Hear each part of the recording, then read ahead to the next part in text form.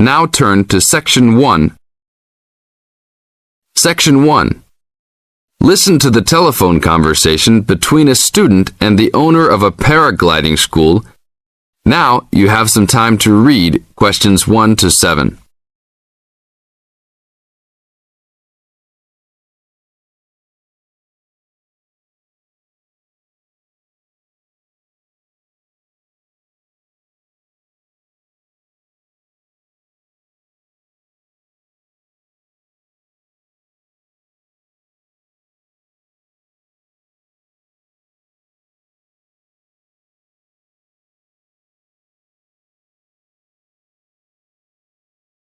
Now listen carefully and answer questions 1 to 7. Hello, Paraglider's Paradise. How can I help you? Oh, hi. I'm interested in doing a course in paragliding.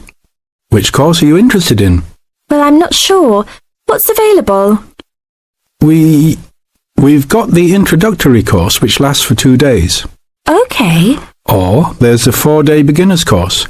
There's also the elementary pilot course, which takes 5 to 6 days depending on conditions.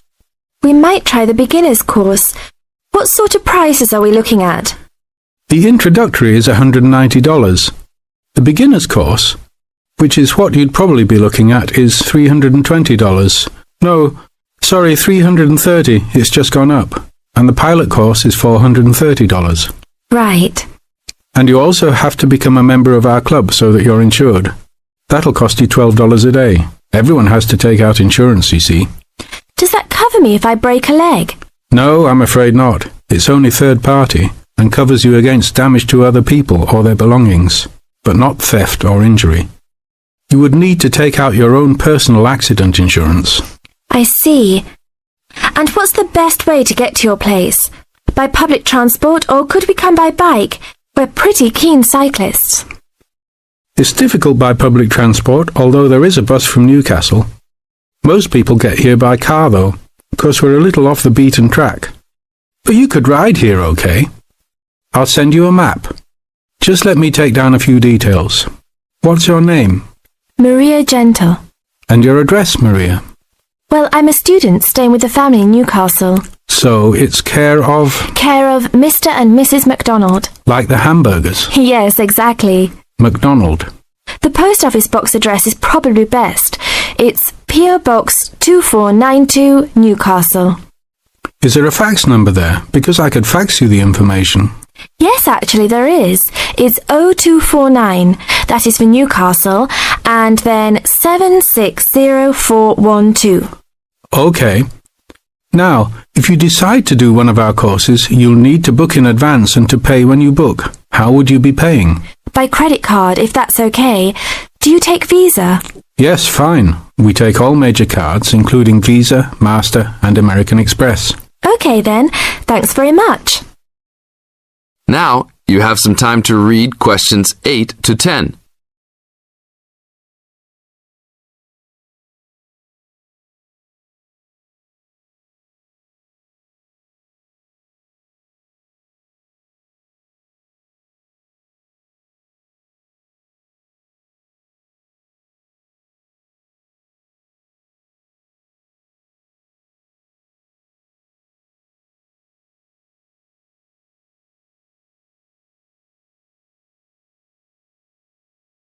As the conversation continues, answer questions 8 to 10. Hi, Pauline. Hi, Maria. What's that you're reading? Just some information from a paragliding school. It looks really good fun. Do you fancy a go at paragliding? Sure. Do you have to buy lots of equipment and stuff? Not really. The school provides the equipment, but we'd have to take a few things along. Such as? Well, it says here, clothes wear stout boots, so no sneakers or sandals, I suppose. And clothes suitable for an active day in the hills, preferably a long-sleeve t-shirt. That's probably in case you land in the stinging nettles. It also says we should bring a packed lunch. We do not recommend soft drinks or flasks of coffee. Water is really the best thing to drink. We'd also need to bring suntan lotion and something to protect your head from the sun. Okay, that sounds reasonable. And where would we stay? Well, look, they seem to operate a campsite too. Because it says here that it's only $10 a day to pitch a tent. That'd be fine, wouldn't it? And that way we'd save quite a bit because even a cheap hotel would cost money. Or perhaps we could stay in a bed and breakfast nearby. It gives a couple of names here we could ring. I think I might prefer that. Hotels and youth hostels would all be miles away from the farm, and I don't fancy a caravan. No, I agree. But let's take a tent and pray for good weather. Okay, let's do it. What about next weekend? No, I can't. I'm going on a geography field trip. And then it's the weekend before exams, and I really need to study. Okay then, let's make it the one after the exams. Fine. We'll need a break by then. Can you ring and... This is the end of Section 1. You now have half a minute to check your answers.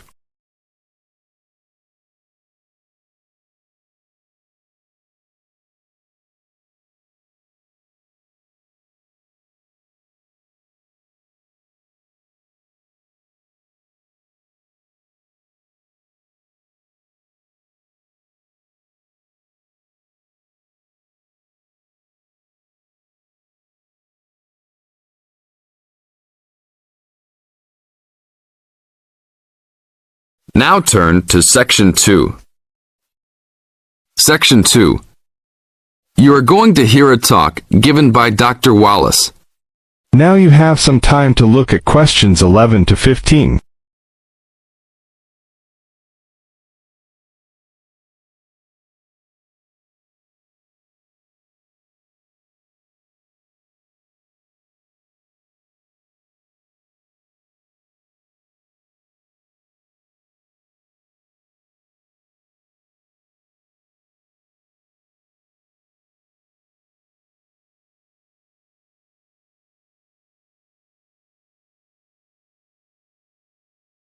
Now listen carefully and answer questions 11 to 15. Good afternoon. I'm glad you all found your way here. Now I'd like Dr. Wallace to introduce us to the Arboretum. Good afternoon.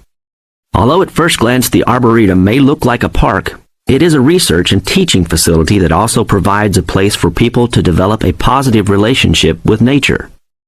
When the University of Wisconsin-Madison purchased the land, mostly during the 1930s, much of it bore little resemblance to its pre-settlement state.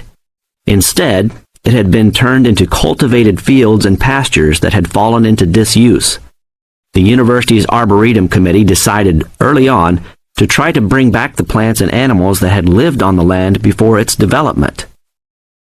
Now you have some time to look at questions 16 to 20.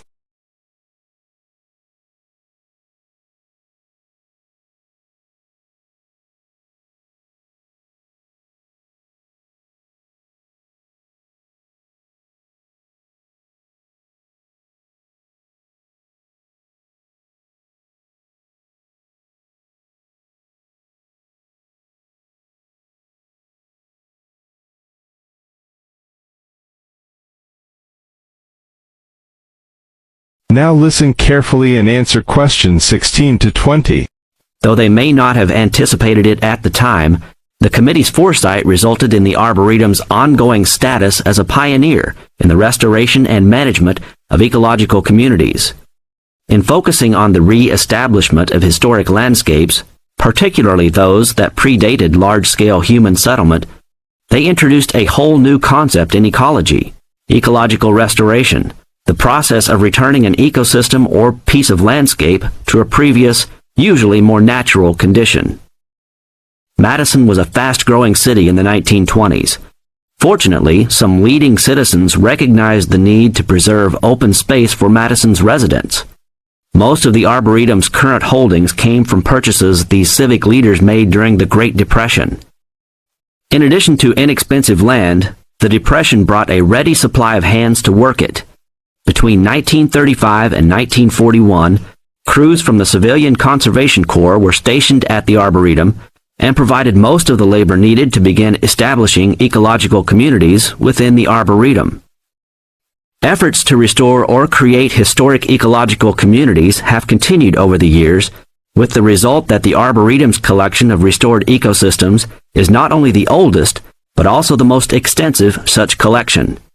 In addition to these native plant and animal communities, the Arboretum, like most arboreta, has traditional collections of labeled plants arranged in garden-like displays. These horticultural collections, featuring trees and shrubs of the world, are the state's largest woody plant collections. This is the end of Section 2. You now have half a minute to check your answers.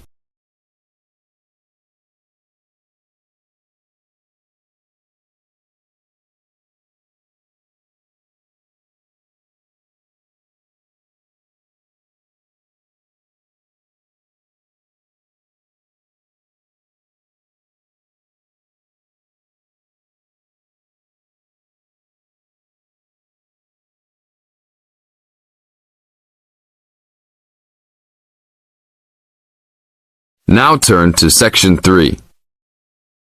Section 3. You are going to hear a conversation between Bill and the counselor.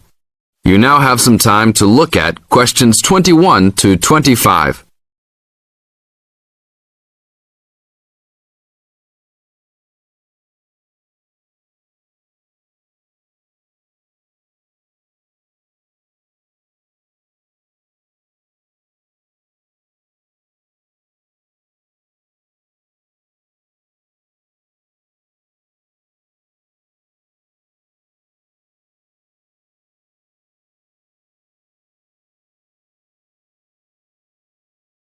Now, listen to the conversation carefully and answer questions 21 to 25. Hello, Bill. What can I help you with? Well, I was talking with a friend of mine who's doing a medical course, and he said that before I start taking sleeping pills, I should see you. I see. Well, I can't prescribe any medicine, Bill, and I prefer not to encourage anybody to take sleeping pills. What I can do is to help you look at why you're not sleeping. Okay, but I think it's because I don't know how to handle all the work. I found that new students find college very different to school. The biggest difference seems to be that you have to get used to working more independently at college. And this can be difficult to pick up straight away. You can feel that you're not quite in control of it all. That's right. I mean, with only a few lectures and tutorials each week, it looks like an easy workload. But then you suddenly realize that there are assignments, tests, and exams. I know I'm not the only one. I really prefer to work quietly in the library where the resources are. But its hours just don't suit my work and sleep habits. Yes. Having a lot of time to manage and having to arrange to get everything done and still have time left over to relax and feel refreshed usually needs careful planning. Yeah, that's right. I know. But it's hard to get started. My medical mate said you can help with getting organized, and I sure need it. Okay then. I need to get a few details about your timetable and any other commitments. You can put them all down on this form if you like. Now you have some time to look at questions 26 to 30.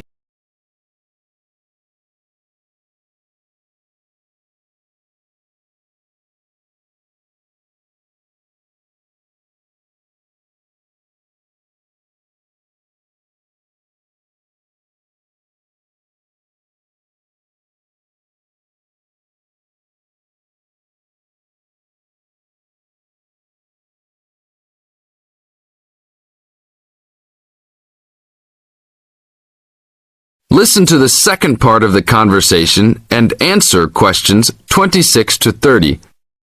Now, Bill, what's your main concern? Well, what really gets me down at present is that the exams are coming up and I don't feel confident. I know you've spent a lot of time preparing, so let's look at the actual exam itself. No matter how much preparation you do, it doesn't really count if you don't plan how you will time yourself to ensure you get to answer all the questions. Usually there will be some guide on the exam paper that will tell you the relative importance of each question, its contribution to your total mark. I see. So if I feel organized at the start, I can be more confident. Exactly. So once you've worked out an overall plan, and this can be done quickly, you need to make sure you know what each question is asking you to do. As a marker, I know what answers I expect to a question. Then you need to address the question, not just write down what you know and hope the marker will appreciate the hard study you've done. Yes, that's important. I can see that markers are looking at the questions, not trying to guess what we know. Yes. And the third point to keep in mind is that even if you know the topic well, you should leave time to go back and check your work for content. There may be an important point you have missed, or not explained as much as you wanted to. And at the same time, you can look for errors, including any obvious ones in grammar. Okay, thanks.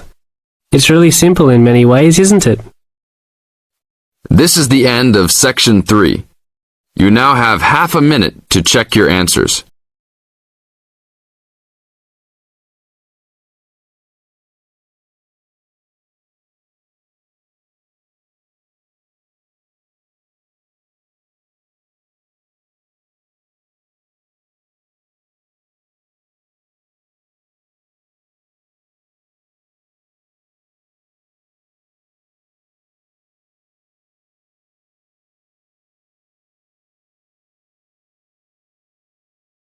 Now turn to Section 4.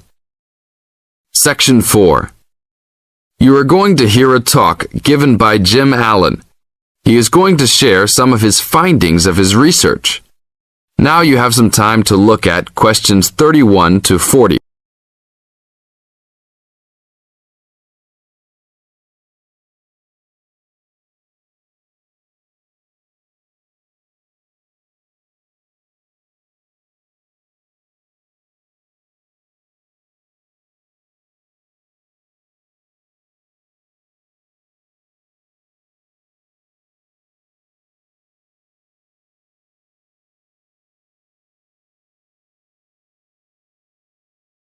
Now, listen carefully and answer questions 31 to 40. Good morning. Today we'll be hearing from Jim Allen, who will be sharing some of the findings of his research project from last term. Jim. Thanks. Well, to start with, a little bit of background about the project. As you can see, our title is something that is relevant to everybody in this part of the world: water safety. These days, there's a lot more to water safety because of the increasing number and range of boats and other things people use on public waterways. I'd become interested through reports on radio about the number of incidents involving small powerboats and individual watercraft such as jet skis. It seemed to me that because these craft were essentially recreational and didn't require licenses to use, there was very little opportunity to influence the users towards being safety conscious. So, I decided to make this the focus of the project. For the research, we mainly relied upon talking to people, asking them questions in preference to using a written questionnaire. We interviewed a wide range of people at a number of popular swimming locations over 2 consecutive weekends and asked them what they'd observed or experienced themselves. The respondents were both male and female, but the men were just slightly in the majority. We were pleased with their willingness to talk about the subject, and all told, interviewed 145 people over the 2 weekends. So, what were the findings? As you can see, 86% of people reported having had some type of problem. A surprisingly large percentage, 27%, commented that they had found it necessary to shout at an offending powerboat, but the main type of problem was the deafening sound that some of the boats made. On occasions, this led to swimmers deciding to move to another location. So what strategies did people adopt to ensure their own comfort and safety? Let's have a look at the figures. First, it was noticeable that there were often distinctly different answers between men and women. It was mainly the women, for example, who said they should try to choose places where boats couldn't go, whereas it was usually the men who said you shouldn't have to move if you were there first, so you should shout at them if necessary. Both men and, it was women who said you should call the authorities if the situation gets too dangerous or the powerboat drivers are acting irresponsibly. Then, I had thought it would be mainly women, but both sexes made the point that above all, it's important to get children away from any possible danger. Men were very aware that jet skis could be unpredictable in inexperienced hands. They also made the point that it's much safer to have your car nearby and clearly visible to any watercraft if you're swimming in a relatively remote spot. Finally, wearing visible clothing, men didn't think it was quite as important as women, but both gave it a high safety rating. When we asked them what they thought the government should do to help solve the problem, This is the end of Section 4. You now have half a minute to check your answers.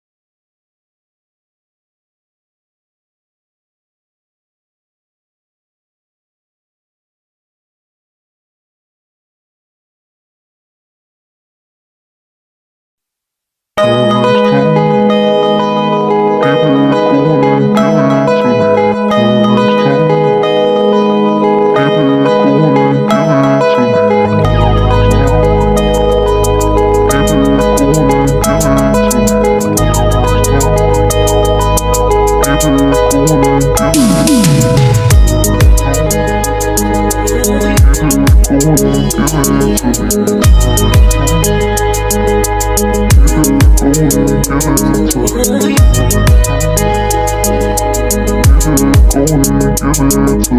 to me.